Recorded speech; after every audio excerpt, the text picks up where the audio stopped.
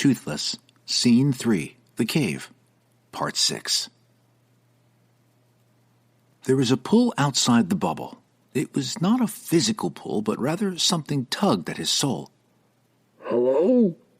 The voice was distant and muffled. Albrecht's concentration wavered as he tried to recognize the voice. The green light of the toothbrush pulsed. Startled, Albrecht grasped the toothbrush with both hands and attempted to increase his focus. The bubble trembled and threatened to implode. Albrecht, knowledge. 1. Failure. Normal DT. It happened too fast. The bubble shook and shimmered. Then he was gone. Swirling and spinning, Albrecht lost his grasp on Bizarria as he was violently sucked deeper into the darkness. Reflexively, he curled into a ball and gripped his toothbrush close to his chest. The mortician closed his eyes tight throughout the tumble. A moment later, the terrible spinning and tumbling stopped. Albrecht peeked through slitted eyes and found himself back in the abyss. Well, looks like the exceptional fail got me sucked further in. Albrecht straightened and looked about. He expected to meet the spirit here, but found himself alone. I'm so confused. Grumbling in frustration, Albrecht examined his family heirloom. The toothbrush should have led him to the spirit, not back to the underwater pseudo-purgatory. He again wondered why everything couldn't just work as efficiently as it did back at his family's funeral home. The mortician raised his toothbrush. The green glow was weak and small. He focused on the teachings of his family before him and on the power of the toothbrush. It was exacerbating. This realm should have been quickly dealt with. Perhaps the statue and all its imprisoned spirits had warped the proper balance. Albrecht continued to focus on bringing his bubble back. Albrecht, knowledge, toothbrush modifier. 5. Success, normal DT. The glow of the toothbrush returned, and Albrecht quickly found himself surrounded by the ethereal green glowing bubble.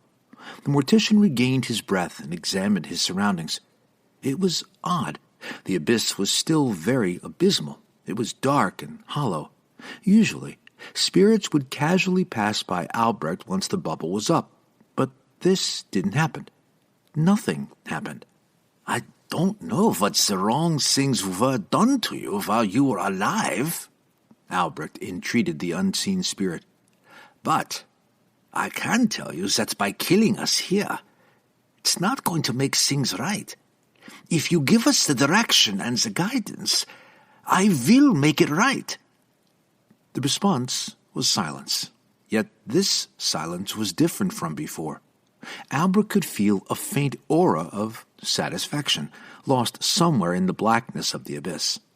Between his pleading and Bizarria's apology, Albrecht could feel the spirit release its hold from the water. Okay, Albrecht murmured to himself. At least I don't feel like I completely wasted my time here. The bubble began to rise, carrying Albrecht with it. As he rose, the mortician looked down and saw the distant silhouette of the charred young man.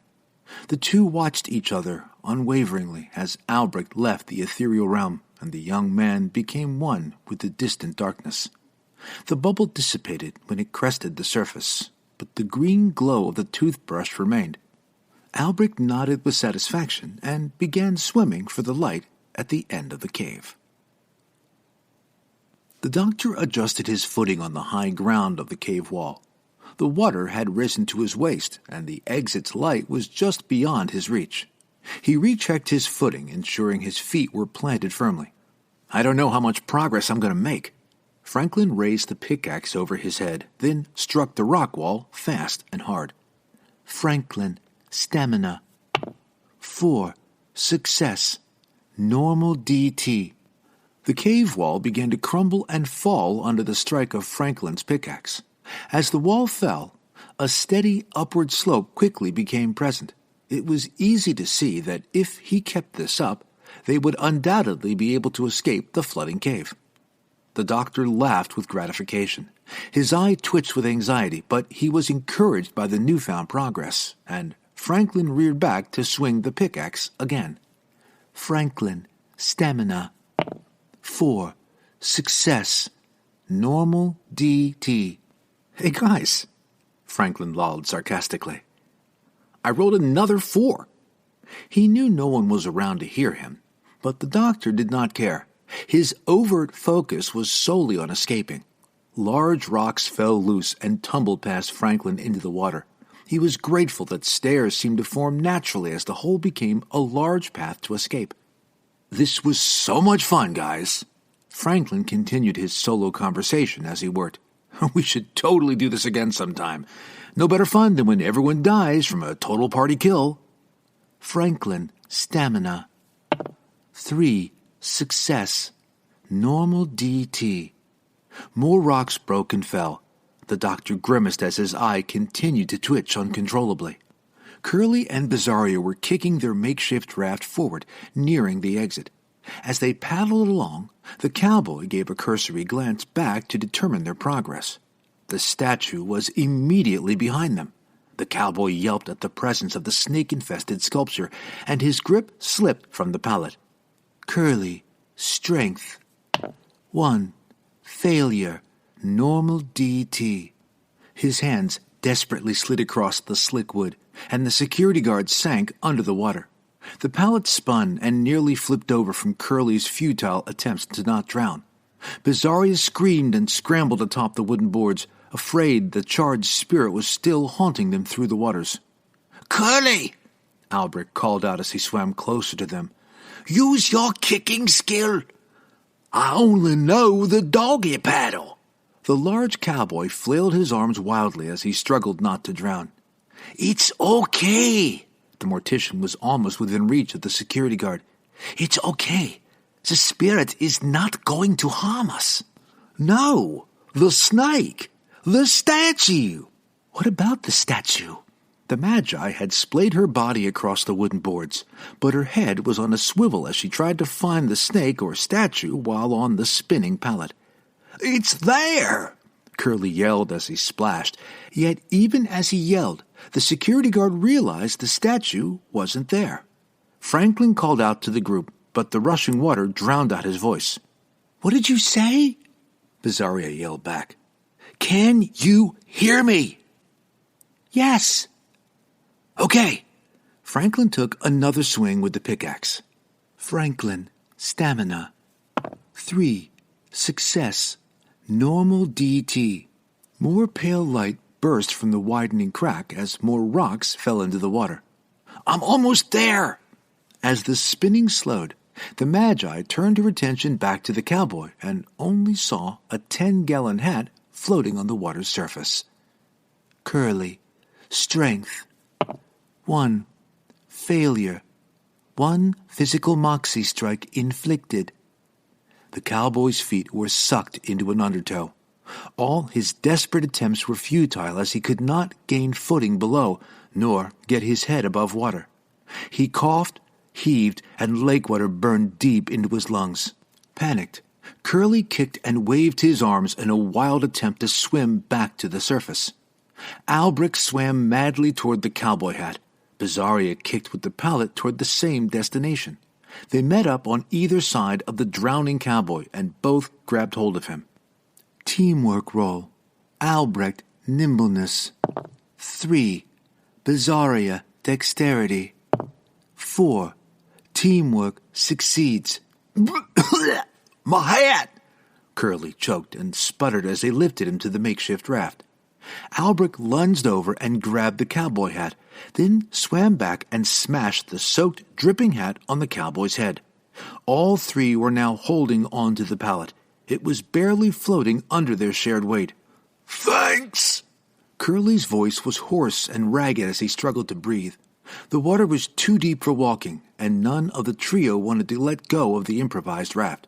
So, they all got to the same side and began kicking toward the exit. The cave ceiling was much closer now, and the rocky teeth from above nearly caught the pallet more than once. Franklin, stamina. 3, success. Normal DT. One final swing and the cave wall crumbled down, allowing the pale light to pour over the doctor. Overjoyed, Franklin dropped the pickaxe and rushed outside, pushing aside loose rocks as he clambered to the surface. He spread his arms open and bathed in the pale light. Franklin breathed deep and opened his eyes to his new surroundings. This is not what I expected. The doctor had emerged above ground to thick green vegetation. Below him was a lush carpet of fresh green grass. Before him was a row of short, dense-leafed hedges. Poking high above from behind the hedges was a street lamp, shining a pale light. Franklin stepped closer to the low bushes and realized a bus stop was below the lamp. Everything looked so empty here. Running back to the opening, Franklin yelled down the hole, "Guys, the exit is open! I'm not going back in there, so hurry over here!" The semi-floating raft was almost at the exit when a strong wave came from behind, causing the pallet to rush into the cave's upper teeth. Teamwork roll. Curly, strength. 1. Bizarria, dexterity. 1. Albrecht, dexterity. 4. Teamwork, fails. The pallet smashed and splintered into pieces, sending the companions in different directions. Albrecht grabbed hold of a rock outcropping before being swept away. As soon as the current let up, he continued to swim for the exit. The mortician dragged himself across the cave's stone walls and pulled himself to the exit. When Albrecht was within reach, Franklin helped haul the mortician out of the hole and onto the grass outside. Bizarria. 1 physical moxie strike inflicted. Curly. 1 physical moxie strike inflicted. Curly sank, scraping against sharp rocks and tumbling with the current. His lungs were on fire, and he could barely open his eyes through the pain, but he managed to grab a cave tooth in his tumble. Forcing back the urge to puke, the cowboy set his feet against the stalagmite, then launched himself toward the surface, doggy paddling with every muscle in his body. Curly, strength. 4. Success, difficult DT. He gasped for air as his head came above water and grabbed a long tooth in the cave's ceiling to avoid being carried away. He saw his white 10-gallon hat floating between 2 nearby stalactites and quickly grabbed it. The cowboy went briefly under the water again and pulled himself past the long mineral spires that pierced the water's rough surface. He was like a giant, sopping wet bear climbing through the hole and exiting the cave. Franklin and Albrecht each grabbed a shoulder and helped pull the cowboy onto the thick green grass. Curly flopped heavily onto his back, then rolled to his side, hurling water and gasping for air as he lay in the grass. He held his white 10-gallon tightly close to his chest. "I managed to escape the bats and the void," the cowboy coughed breathlessly. "But apparently, I can't swim." "Neither can Bizarria, apparently," said Franklin, looking down the hole into the cave. "Where is she?" Albrecht looked around quizzically. "You know, that was really sad because you guys even had a pallet to help you swim," the doctor said. "I know, right?" Curly chuckled and coughed as he laid on the ground, too exhausted to move. "Where's Bizarria?" The intensity of the mortician's question rose. He joined Franklin by the hole and peered down but saw no sign of the Magi. The water stopped at the mouth of the hole they had just exited. "Huh?" Curly said curiously. "I got a little red square thingy warning me I have 1 moxie left before I die. Did you guys get that too?" Albrecht's eyes widened as a new wave of fear crashed upon him. The mortician quickly stepped, then dove into the cave hole. Albrecht, dexterity. 2. Failure, difficult DT. The mortician dove straight into rock. He stumbled, slipped, and fell further into the hole. The small man tried to paddle and swim, but he sank. He yelled out angrily as he continued to slip under the water, succumbing to utter exhaustion. Franklin quickly grabbed the mortician by the shirt and pulled him back up from the water. The small, bruised old man was frantic, coughing up water and pleading. His eyes were full of anguish, begging for a chance to save Bizarria. "I believe she is close," Albrecht gasped as he stared into the water-filled hole. "She must be." Franklin looked down at his friend, then to the terrible hole he had escaped. He looked back at his pitiful friend. Pity. Damn pity. His eye quivered and twitched. Holding it with one hand, Franklin groaned loudly, cursed his lousy karma, then jumped into the hole. Franklin, stamina. 4. Success. Difficult DT. The doctor went feet first and slid down the rock steps into the water-filled cave. It was dark, and the blue light was nearly gone. Yet enough light remained to create an upside-down forest of rock spires. The stalactites were a shadowy maze juxtaposed against the faint light, but amidst the upside-down underwater forest, he could see the dark silhouette of the Magi suspended nearby.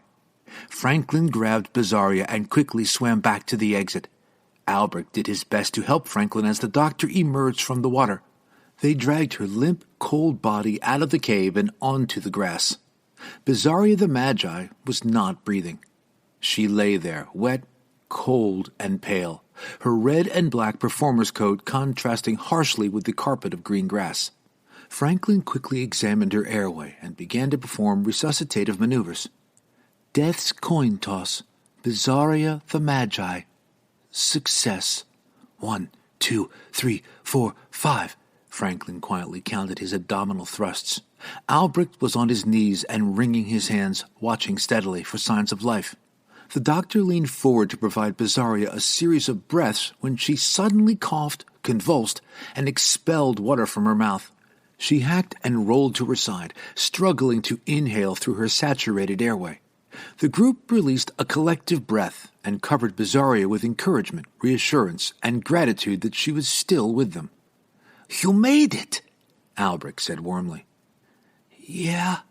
Bizarria wheezed wearily between her rails and gasps. Curly propped himself up and crawled shakily toward Bizarria. He flopped down beside the Magi and patted her on the shoulder. Franklin and Albrecht followed suit, and together they laid in the grass, each quietly holding the other. After a while, Albrecht patted Franklin on the shoulder, then made the effort to stand. The mortician straightened his back as best as possible, feeling more than one vertebrae pop, and exhaled as he scratched his head. It would have been impossible to tell that a great and spacious cave was just beyond what was now a small puddle of water. The water had stopped at the mouth of the hole and was not flowing over. It masked their exit so well that even the mortician had difficulty believing what they had emerged from. "You know," Albrecht mused while looking at the deceptive puzzle, "I know this is supposed to be horror, but I feel like none of us really know how to play horror." Franklin sat up and chuckled in response. "Granted, we didn't exactly start off with typical horror elements. I mean, starting off with a toothbrush probably isn't a great way to begin a horror adventure." Albrecht continued to muse as he turned and walked to the bus stop. With his hand on his pack, the mortician tried to remember why they started the adventure with a toothbrush, but could not recall the answer. Albrecht examined the street lamp and bus stop, noting the entire world outside the lamp's light was consumed by darkness and fog. There were no moon or stars, and the sky felt closer than when they were in the junkyard. The fog of the darkness whisked and whipped at the light's edges and did not cross its boundaries. "I know the way," Albrecht said confidently as he followed the promptings of his skin. The mortician stepped to the street's edge in front of the bus stop and held the glowing green toothbrush over the curb as if hailing a cab. In response to the mortician's raised toothbrush, a bus emerged from the darkness, parting the fog with its headlights as it drove into the pale light of the street lamp. The bus pulled up to the stop, opened its doors, and waited with a steady hum of its engine. "Follow me." Albrecht smiled and boarded the bus without hesitation. "I'm a little leery about this." Franklin held back the reoccurring twitch in his eye. "Yeah," Bizarria commented. "But dang it, I don't think we really have a choice. Before we get on this crazy bus, Can I at least heal myself and others? Franklin asked. Yeah, Albrecht responded, poking his head out from the bus. You could actually do that on the way. Franklin still hesitated. It was interesting. Curly stood and pressed the water out of his pants. Trying to fight something that wasn't there. Yeah, Bizarria replied absently as she emptied the water from her boots. Curly moved next to Franklin as he spoke. Maneuvering around and being dragged down in the water, it was different. Not in a good way. It was a pit of despair, Franklin muttered, still holding his eye, not wanting to recall the horrors of the cave. Curly donned his 10-gallon, looked down at Franklin, tipped his hat, and boarded the bus. Bizarria followed close behind with her boots in hand. Franklin looked back at the puddle of despair, shuddered, then boarded the bus. The bus driver counted each person boarding the bus. Their faces were painted with mixtures of paranoia, trepidation, fear, and pain. You folks look like you've had a brush with death, the bus driver said lightheartedly. I did die, Bizarria responded aggressively. I lost all my moxie back there. The bus driver chuckled softly without malice. Well, remember, this is a horror adventure, and horror stories never end well. Terror and disgust covered the Magi's face, but shock prevented a verbal response. Bizarria threw her boots into a seat on the side of the bus, then sat down hard next to them. She crossed her arms and legs tightly, squeezing rivulets of water out of her clothes. The bus doors closed, and the driver began the group's journey to the next scene. Franklin stood staring out one of the bus's side windows. As the bus drove through the black, he leaned over and watched the pale streetlight become engulfed by the darkness. The doctor looked away from the ominous dark that surrounded them and moved to administer aid to his friends.